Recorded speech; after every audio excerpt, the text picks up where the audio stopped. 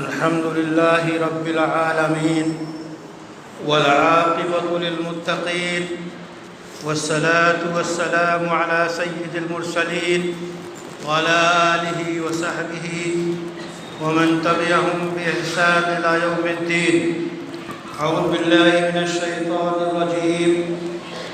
بسم الله الرحمن الرحيم.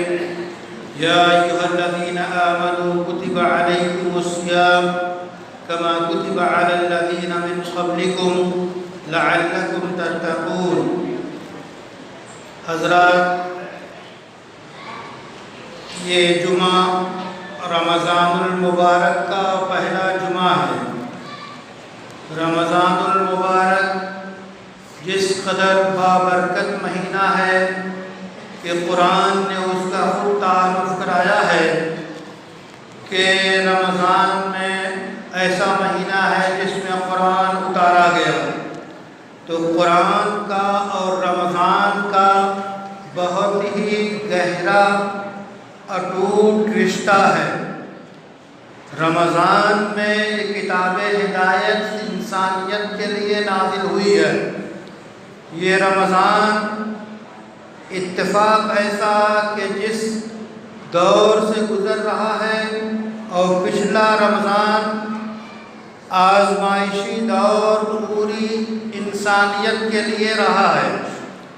اللہ کا فرمان ہے، حضرت ابراہیم نقل کرتے ہیں، وہ آیت کریمہ ہے، وَإِذَا مَرِضْتُ فَهُوَ يَشْفِينِ، اور جب میں بیمار پڑتا ہوں تو وہی مجھے شفا دیتا ہے. تو بیماری پیدا کرنے والی ذات اللہ کی ہے، لیکن ہم اپنی طرف منسوخ کرتے ہیں کہ ہم بیمار پڑتے ہیں. حضرت ابراہیم نے کہا جب میں بیمار پڑتا ہوں تو شفا وہ دیتا ہے، حالانکہ حقیقت یہ ہے کہ بیماری پیدا کرنے والی ذات بھی اللہ کی ہے، شفا دینے والی ذات بھی اللہ کی ہے. یہ ایک مومن کا عقیدہ ہونا چاہیے، بغیر اس کے مومن نہیں ہو سکتا. مختلف امراض ہوتے ہیں، بعض امراض ظاہری ہوتے ہیں، بعض باطنی ہوتے ہیں. اللہ سے دعا کرنی چاہیے کہ اللہ تعالیٰ جملہ امراض سے ہماری حفاظت فرمائے. جو مرض اس وقت دنیا میں رواں ہے اور آفت کی شکل میں آیا ہوا ہے وہ 19 کووڈ ہے، کورونا ہے. یہ بیماری ایسی بیماری ہے، ایسے جراثیم ہیں کہ وہ جراثیم جو کورونا کا ہوتا ہے کئی لاکھ گنا اس کو بڑا کر کے تب مشکل سے ریسرچ اور لیبارٹری میں دیکھا جاتا ہے. اب آپ ذرا حیرت آپ کو ہوگی کہ انسانی وسائل جو ایٹمی دور ہیں، ساری دوائیں ایجاد کی گئی ہیں، دعوے ہیں کہ دل کو بدل دیں گے، جگر کو بدل دیں گے، اعضاء کو بدل دیں گے، اور بدلے جا رہے ہیں. لیکن یہ میڈیکل سائنس اس باریک کورونا کو جو ہے مدافعت اور اس کا علاج ابھی تک ڈھونڈ نہیں پائی. اب یہ بیماری دو باتوں کی طرح ہوتی ہے، یا تو بیماری عذاب کے طور پہ ہوتی ہے، جب انسان نافرمانی کرتا ہے، جب انسان کفر و عصیان میں مبتلا ہوتا ہے، جب انسان فطرت کے خلاف کرتا ہے تو عذاب آتا ہے. اللہ اپنے عذاب سے بچائے. دوسری آزمائش کے لیے ہوتی ہے کہ انسانوں کو بیماریوں کے ذریعے آزمایا جاتا ہے، تو اللہ تعالی ہمیں بھی اس سے آزمائش سے بھی اللہ ہماری حفاظت فرما. ہم کمزور ہیں، یہ بیماری ہے اور انسانوں میں پائی جا رہی ہے اور پھیل رہی ہے، اور ایسا پھیلتی ہے کہ آپ کا محکمہ صحت عالمی اس پہ کنٹرول سے قاصر ہے. ابھی تک علاج دریافت نہیں ہوا ہے. پھر علاج کیا ہے؟ ماہرین کہتے ہیں کہ علاج یہی ہے کہ آپ احتیاط برتیے. احتیاط تجربے کی بنیاد پہ ہے. یہ جو احتیاط ہے تجربے کی بنیاد پہ ہے، کنفرم احتیاط کیا ہے کہ آپ ماسک لگائیں، اپنے جو ہے ماسک لگائیں، آپ جو ہے دوری برقرار رکھیں، آپ ایسی جگہ نہ جائیں جہاں ایسی بیماری ہو، آپ جو ہے سینٹرائز رہیں۔ اے میرے دوستو، یہ ہے احتیاطی تدابیر۔ آپ کے جو ویکسین آیا ہے وہ علاج نہیں ہے، وہ ٹیکہ ہے، احتیاط کے طور پہ ہے۔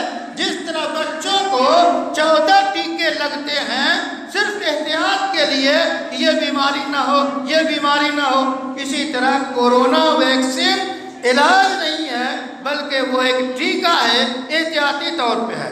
کورونا وائرس جو خطرناک جو ہے جراثیم ہے، اور ویکسین جو تیار کی گئی ہے، اب ویکسین کا حکم کیا ہے؟ ظاہر ہے ہندوستان میں جو ویکسین تیار کی گئی ہے لیبارٹری کی تحقیقات کے مطابق، جیسا کہ اطلاع ہے، اس میں کوئی حرام چیز نہیں ہے، اس واسطے احتیاطی طور پہ ویکسین لے سکتے ہیں۔ اب مسئلہ یہ ہے کہ روزے کی حالت میں ویکسین لے سکتے ہیں یا نہیں؟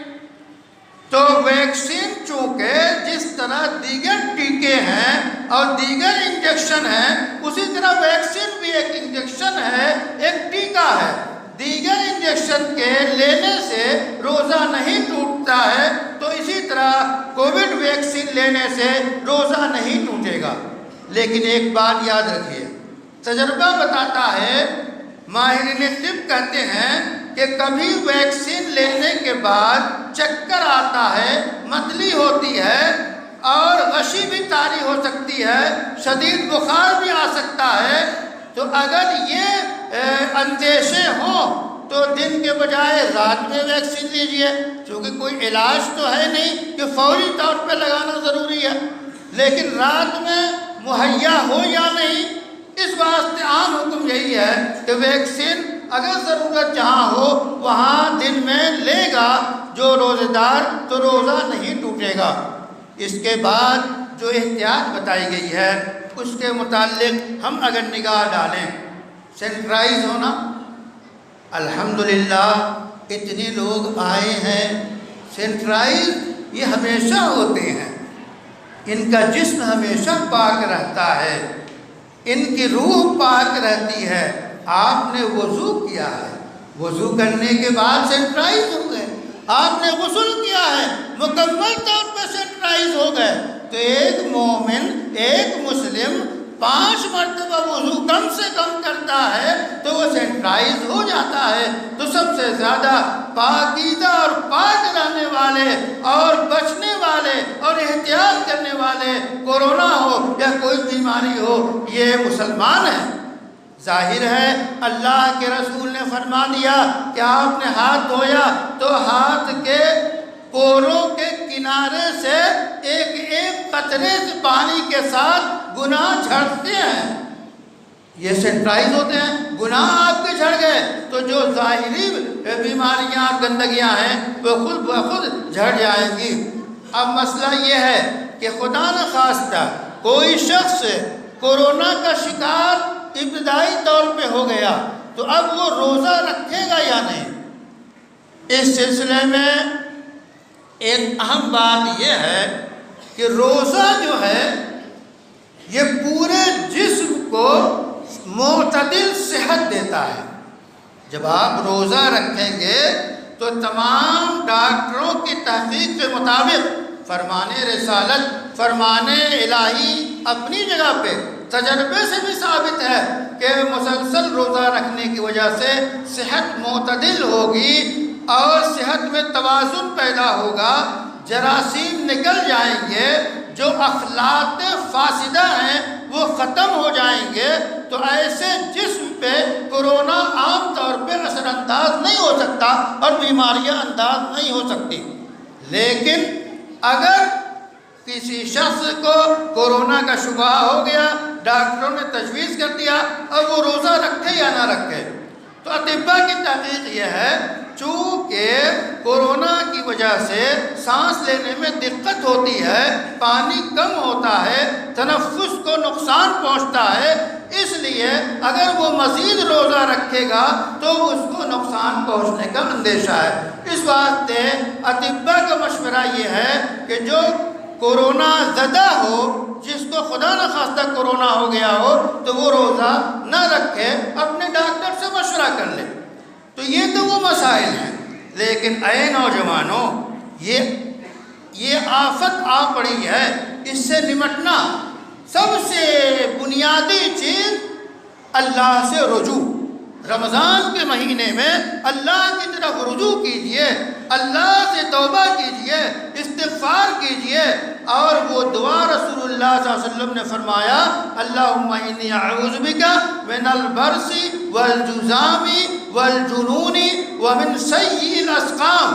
اے اللہ تعالیٰ، کوڑ سے اور سفید داغ سے اور جو ہے پاگل پن سے اور ہر طرح کی بری بیماریوں سے میں پناہ چاہتا ہوں، آپ کی پناہ میں آتا ہوں۔ یہ دعا کیجئے، انسانیت کے لیے دعا کیجئے۔ اور ایک بات یہ بھی یاد رکھیے، خدا نخواستہ کسی کورونا ہو جاتا ہے تو اس کو اچھوت قرار دیتے ہیں۔ اسلامی اعتبار سے احتیاط کے تحت اس کی تیمارداری آپ کے لیے ضروری ہے۔ احتیاط کیجئے، اس کی تیمارداری کیجئے۔ ایسے ماحول میں یہ بھی یاد رکھیے، یہ جتنی احتیاطی تدابیر بتائی گئی ہیں، گیدرنگ کا معاملہ ہو، مجمع کا معاملہ ہو، یہ انسانی تجربات کی بنیاد میں ہے، اس میں بے اعتدالیاں بھی ہو رہی ہیں۔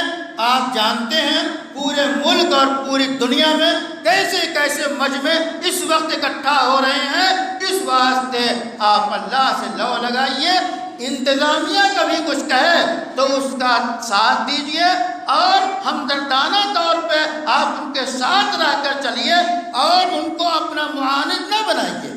کہیے تم بھی انسان ہو، ہم بھی انسان ہیں، مل کے انسانیت کی خدمت کریں گے، کورونا کو بھگائیں گے۔